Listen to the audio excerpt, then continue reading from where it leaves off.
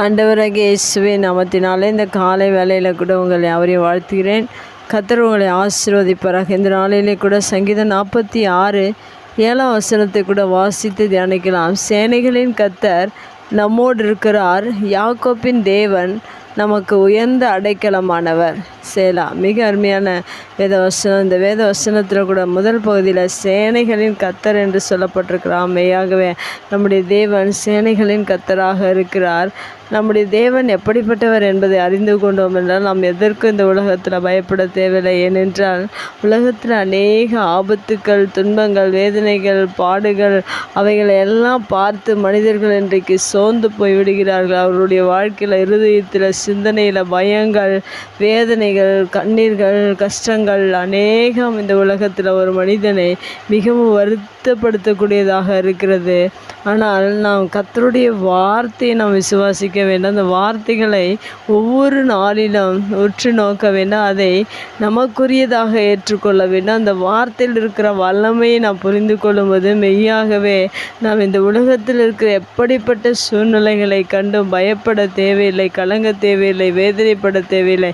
ஏனென்றால் இந்த வசனம் என்ன சொல்கிறது என்றால், சேனைகளின் கர்த்தர். சேனை என்பது அநேக ஆயிரங்களுக்கு மேலாக உள்ள ஒரு கூட்டத்தை குறிக்கிறது. அப்படிப்பட்ட அநேக தூதர்களை தேவன் தம்மோடு கூட வைத்திருக்கிறார். எதற்கென்றால் உங்களுக்கும் எனக்கும் உதவி செய்வதற்காக தான். அப்படிப்பட்ட தேவனை நீங்களும் நானும் ஆராதித்து கொண்டிருக்கிறோம்.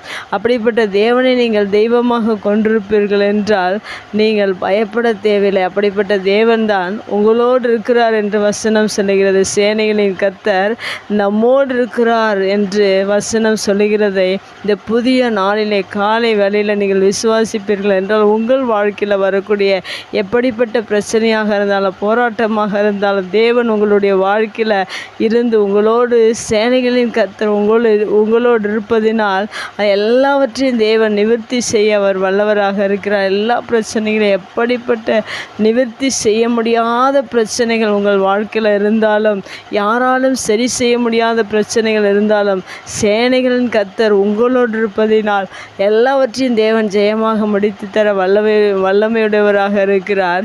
இந்த சங்கீதத்தில் கூட 2ஆம் வசனத்தில் சொல்லப்பட்டிருக்கிறது, ஆகையால் பூமி நிலை மாறினாலும் மலைகள் நடுசமுத்திரத்தில் சாய்ந்து போனாலும் என்று சொல்லப்பட்டிருக்கு. ஒருவேளை அப்படிப்பட்ட பிரச்சனைகள், போராட்டங்கள், மலைகளும் சமுத்திரங்களும் புரண்டு வருகிற ஒரு பிரச்சனையாக நம்முடைய வாழ்க்கையில் இருந்தாலும், யார் நம்மோடு இருக்கிறார் என்பதை ஒரு மனிதன் அறிந்து கொண்டான் என்றால் மெய்யாக அவனுடைய வாழ்க்கையில் இருக்கிற பிரச்சனைகள் மெய்யாகவே நிவர்த்தியாகிவிடும். ஏனென்றால் சேனைகளின் கர்த்தர் உங்களோடு இருக்கிறார் என்பதை ஒருபோதும் மறந்து விடாதீர்கள்.